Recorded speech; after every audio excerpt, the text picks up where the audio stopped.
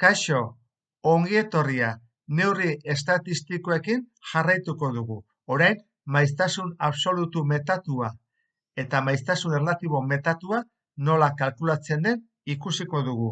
Hauek erabiltzen dira posizio neurriak kalkulatzeko, kuartilak, mediana eta abar. Maiuskulaz jartzen dira bai F eta bai H. Orduan, lehenengo beti bezala behar ditugu bi zutabeak, aldagaia eta maiztasuna.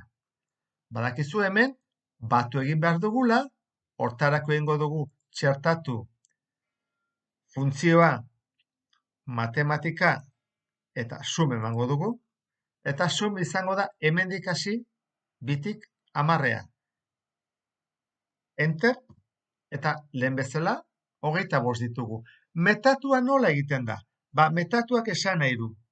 Maiztasun absolutua, metatua denean, datua baino txikiagoak edo haren berdinak diren balioen maiztasun absolutu batura.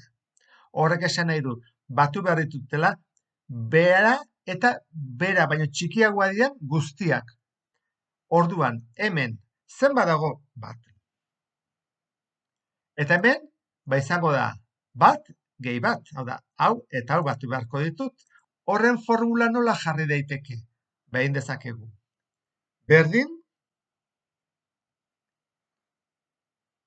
goikoa, gehi, ezkerrekoa. Eta enter. Batu dit. Urrengoa, ze izango litzake? Bat gehi bat, hau da, hau, gehi ezkerrekoa. Beti da, aurrekoa, gehi ezkerrekoa. Baina nik hau, gesten badut formulan gurutzearekin, automatikoki formula kopiatzen dizkit, ikusi duzu. Egiten dit, adibidez honek, zelau gehi B5.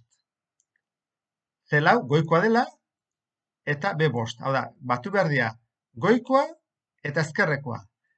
Eta jakiteko ondo egin dugun edo ez, ikusi behar dugu azkenekoa.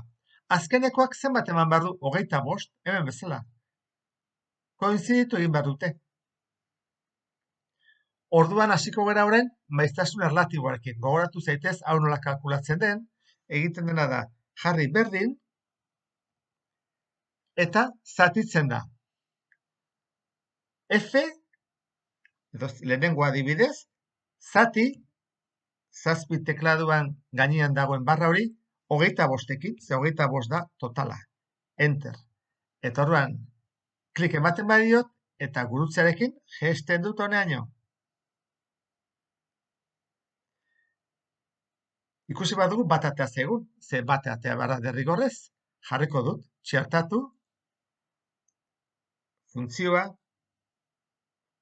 matematika, sum berriro, eta izango da, hemendik hasi, eta honeaino.